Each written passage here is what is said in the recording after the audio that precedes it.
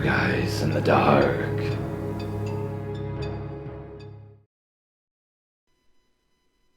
This is a story that I was told by my mother and my aunts when I was in high school. I'm a 21-year-old now, and this has never left me. I think about it constantly and ponder over what has happened. My grandfather passed away close to a year ago in June. He was 98 when he died, and it caused some issues in my family. They don't really pertain to the story, but there are some things about him that I have to share in order to explain this story in the best way that I can. My grandfather was a man who was extremely old-fashioned. He was pretty bitter, abusive, and a complete macho man. My mother was raised on never showing emotion or any pain due to his abuse and lack of compassion for any others. He was also an extreme racist. He had many secrets that are now coming to light after his death. Everything that has happened around him was brushed off and forgotten because he had more important things to do, like drinking and having affairs with other women. Just an overall intense and very no-nonsense type of man. He also was not religious at all, found things like faith and hope really stupid. This story takes place sometime in the 70s, most likely early to mid-70s. My mom was born in 65, remembers the story clearly. My aunts as well remember this happening, but no one knows exactly what year this was. One day, my grandfather John decided to take his family to a small outing with the intent to have a picnic in the woods. This was an area located within the New Jersey Pines Barrens. My mom, her 3 sisters, and her mother were all there and very excited about this. Where we are from, my family is more than accustomed to the woods and has lived in this area for many generations. Going into the woods for a fun family activity was nothing out of the ordinary and seemed just like another day to us. They made their way down to a dirt back road and stopped once they found a clearing just large enough to accommodate everybody. As all the kids started jumping out of the car and messing around as kids do after being stuck together for a while, my grandmother begins unloading their food and all the supplies. John began surveying the area, then decided where to set everything up. As he was doing that, something in the woods past the clearing had caught his eye. Before going to see what was out there, he yelled to the family and said that he would be right back. The kids and my grandmother thought not much of this since they are all used to the woods, and these woods, in particular, were very familiar to everybody. They continued unloading and setting up the stuff that they brought. One of the girls pointed out something in the clearing that caused a sudden shift from a normal day to something way worse. It was a dirt mound that looked like something was buried right underneath it. This mound was about the size of a small person, maybe even a child. It was too big to simply be any kind of animal in these woods. There was nothing but squirrels and raccoons in this area. Scattered amongst the mounds were larger river rocks. There's no pattern, but they were placed in the mound intentionally. Also, the dirt seemed to be pretty fresh, as though it was just buried. It was loose, and slightly darker than the area around it. My grandmother was concerned, and then told the girls to just stay away from it. She was upset and worried about it, but she did her best to just ignore it. The girls, all being children, didn't have the same amount of worry, and continued playing while just avoiding the mound. They tried to return to their picnic, and the girls were already chasing each other in circles. It was supposed to be a happy, sunny day, and my grandmother wanted to keep it just that way. Things seemed to turn to normal for a beat. The trees around them created a wall of dense foliage, blocking the view from anything inside of that forest. One of the girls again took notice of something strange. It was clear immediately what it was. Along one of the long branches of the tree hung a noose. It was tied with rope and hung high above their heads. A lump of dirt can be explained away by nature, but someone had to have placed the noose right there. My grandmother stopped dead in her tracks when she first saw it. Something was definitely wrong. They couldn't just pick up and leave.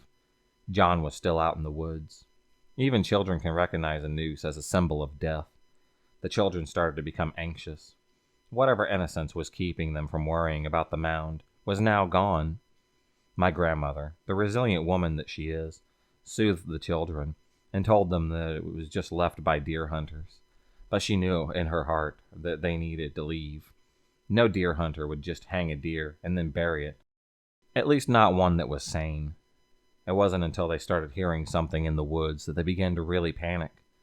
My grandmother, as well as all the children, began hearing a rhythmic chanting from deep inside the woods. It sounded as though there was a group of people all singing in deep voices to the beat of a drum. It went in quick, 3 steady beats followed by a pause, and then it would repeat. It sounded pretty far away, but immediately fear began to take a hold of each of them. They each listened and gathered together. As the seconds passed, it began to increase in volume. It was getting not just louder, but closer. What started out as a distant echo began to engulf the entire clearing. My grandmother was terrified and then wanted to desperately leave, but John had not returned yet. They waited, fear-ridden, as the sound began to fill their chests. It felt like they were at a concert as the deep bass began to vibrate. It was everywhere and constant, as though the sound was being made by the trees themselves, surrounding the family in every single direction. Suddenly, the sound of yelling broke through the constant drone of chatting. John's voice was yelling out to them from the trees. "Go," he yelled. "Get in the car, now!" He came running out of the woods, yelling that they needed to leave now. They had never seen this man terrified of anything until then. He was unbothered by the world around him. This was the most emotion any of them has ever seen. He saw something in those woods, something that shook his very being to the core. My grandmother began throwing everything back inside the car as the kids got in. John and my grandmother picked up their things as quickly as possible and then threw it all into the car. They had no care of the things that they were packing up due to their fear. Food was all over the trunk. Items were broken. After everything was tossed in, they both got in the car and drove away. This is where the main grunt of the story ends. But one fact is, what really was caused me to wonder all these years. My grandfather has refused to ever speak of what he saw. He never told any of the children or my grandmother. Every time that this was brought up, he just rebuffed it and angrily told them not to ask him again. He never went to the police or told someone outside of the family. My grandfather is the only person who knows what happened that day. When I first heard the story, I swore to myself that I would ask him one day. Now I can't. I regret that greatly. By the time I was in high school, he moved out of the state with other family members, and I mostly lost contact with him outside of an occasional happy birthday or some letters. This story doesn't have an answer to go with it. When he died, the only thing that I was sad about was never knowing what happened that day. We weren't close when I got older, and once I learned all of the abuse that he caused, I separated myself from him. His death looms over me, and the story still haunts me to this day. My mom and aunts just look back at it as a spooky memory from my childhood. Nothing more than a story to spook the little ones at Thanksgiving with. I'm one of the only people in the family who's still curious about what has happened. I've always been interested in these mysteries, like the occult, horror, and conspiracy theories. This story piqued my interest more than anything in my family. Which, by the way, this isn't the only strange story from my family, but it definitely is the most strange. I just wish I had my answers. There are several theories that fit into this storyline. I believe that it was either occult related or possibly the KKK. The occult seems to be a much better fit. The Barrens is strong in native people's energy, namely the Lenape, which are Delaware tribes. This may have influenced occult practices.